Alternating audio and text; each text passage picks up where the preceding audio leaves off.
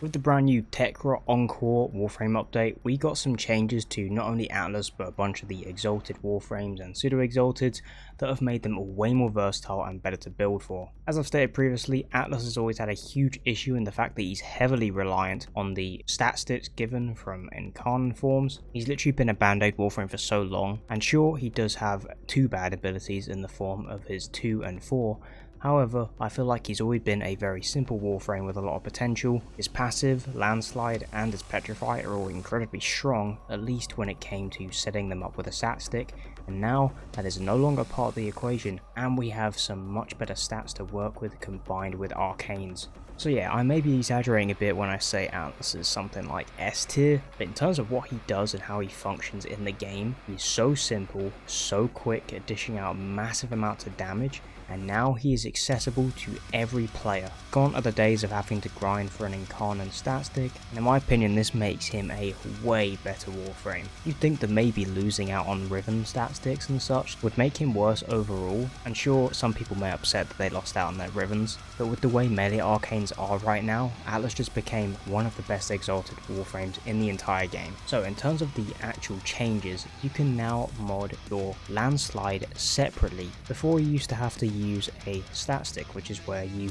equip mods on your melee weapon and then those mods apply to your first ability. In addition to this, stat bonuses from something like an arcane form that would give you bonus, let's say 30% status chance or 30% crit chance, would apply to your Landslide. This is no longer how it's modded. Instead you have an entirely separate mod tab, just like any exalted weapon, where you can mod the weapon directly. And of course it used to be the case that Atlas really needed these arcane stats because the base stats of his Landslide were terrible. I believe it was 5% crit and 5% status, and in my video where I proposed the idea that there's some high risks going into this rework to all the exalteds, I did state that as long as Pablo's smart enough, I'm sure he'll compensate these base stats. And well, you know, Pablo just never misses, and he did in fact compensate those base stats, so now we have a perfect base Landslide. You can now mod this ability for both high crit and status at the same time, although you'd mainly want to focus on the crit of course. And on top of the bump in stats, we have arcane slots for all of the pseudos and regular exalted weapons.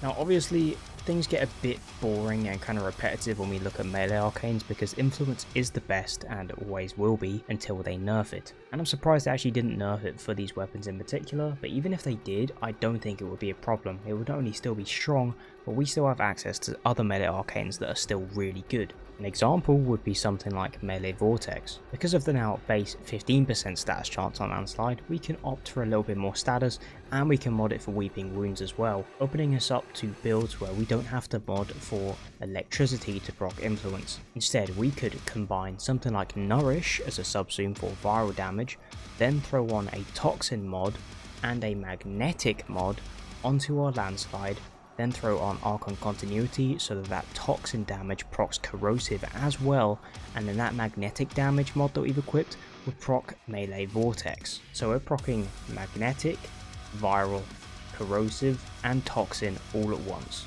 with a sturdy enough status chance and still an insane amount of crit and overall damage. And speaking of that damage, we now have way better access to combo multipliers. Some of the stats of certain exalteds were adjusted accordingly, but the overall damage that we're getting from our combo multiplier is more to compensate. It actually works very similar to the regular combo multiplier going up to 12 times, and you can now see that counter on your screen in the middle with the Atlas combo. Back to the melee Vortex setup, instead of proccing elements everywhere with influence, as soon as we proc magnetic, it will pull enemies in closer much like a Nautilus. Of course this gives us an insane amount of grouping, allowing us to make use of our damage. So as for our Vortex Landslide setup, this is what it looks like. It includes all the mods that I just mentioned, as well as Organ Shatter, Sacrificial Steel, Blood Rush, Prime Pressure Point, Weeping Wounds and Primed Reach. Of course, Blood Rush is combining with the better base crit chance for those insane red crits and orange crits. Sacrificial Steel, you could also choose Galvanized Steel, it's completely up to you.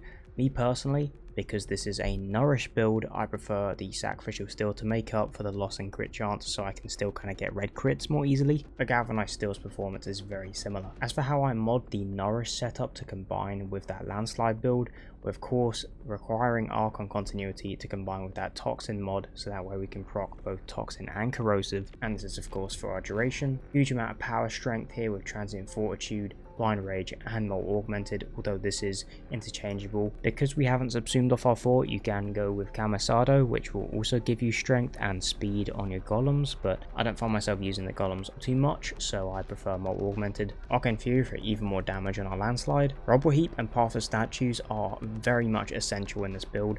We aren't really going to have energy issues because of Nourish and how much strength we have, even though Overextended is in here. But the reality is, even if this wasn't a Nourish build, the mod Rubble Heap, once you've got this built up, you'll be completely fine when it comes to energy, because over 1400 rubble count, your Landslide will cost nothing to cast, and it will do 2 times the amount of damage and travels 2 times faster.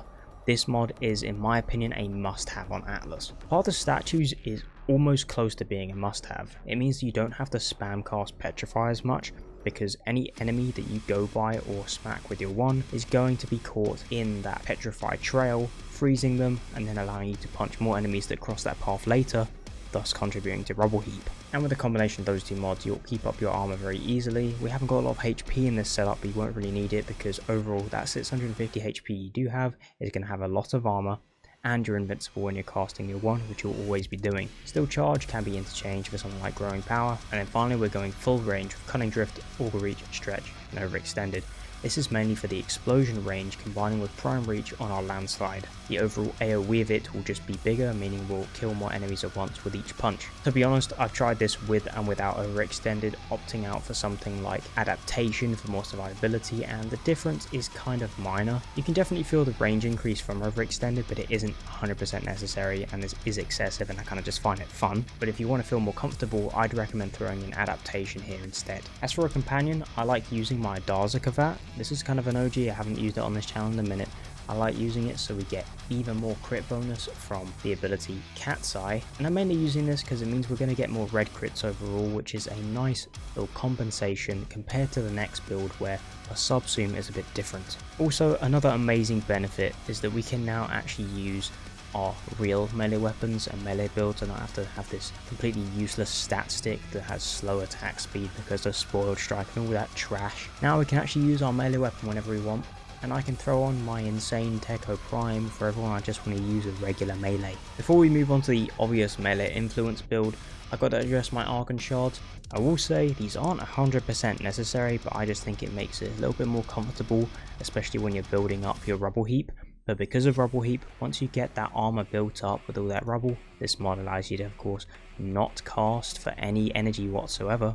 You won't need these shards, but I just find them a nice little comfort pick, giving me energy max where I want. So, Melee Influence Atlas. You'd think that it probably wouldn't work because we're used to having this thing be lower status, but due to the change to its base status chance, we can now proc electricity much more efficiently, spreading this damage across rooms. For this, I'm of course building for a pretty bog standard electricity and viral combo, and because of that I'm not using Nourish on this setup, and instead I'm opting for Raffle Advance. Raffle Advance is being subsumed over R2 once again, and this helmet of course gives us a large amount of crit bonus. Every hit done with this is guaranteed to be huge red numbers, and the interesting thing about both of these builds is that even though they are quite different in the way they apply their damage, one is more focused on status and a lot of elements, whilst the other is focused on big crit, the performance is borderline identical, which is why I showed the melee Vortex setup first, because I didn't want to just rush in and do the influence build straight away, because I know people would be expecting that. And obviously this build absolutely fucks. As for the build itself, we are going with a decent amount of status, because I do feel like this is important to get these elements off and proc electricity for melee influence, viral with Vicious Frost and Virulent Scourge, prime pressure point, blood rush, organ shatter, and prime reach for even more range once again, and galvanize still this time instead, because in my opinion we don't really need as much crit chance because we're using Raffle Advance, and we're probably better off mathematically benefiting off of the crit damage bonus more. And I'm once again back using the Mecha set combined with my Kubro because I'm loving this right now, and it does really work with Atlas, although I'd say it's not as noticeable on him just because he's usually one-shotting every horde of enemies anyway, but as the missions get up in level you'll start to see where this really pays off. A lot is the same, we're overall going with less range this time, and then we're not using Blind Rage because we kind of want a bit more efficiency so we can build up Rubble Heap early on. The other build is better at building up this because it can rely on the initial energy bonus of something from Nourish.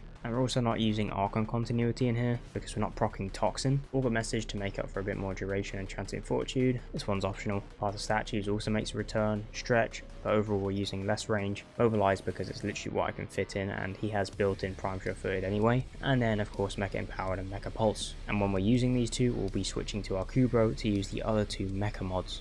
Those mods being Mecha Recharge and Mecha Overdrive. With this set, your companion will be marking a target every 15 seconds for 12 seconds, and then killing that target applies all their status effects to the enemies within 30 meters. Mecha Empowered gives you a huge damage bonus to that target, and then Mecha Pulse gives you a huge amount of armor for 20 seconds for each enemy within 30 meters.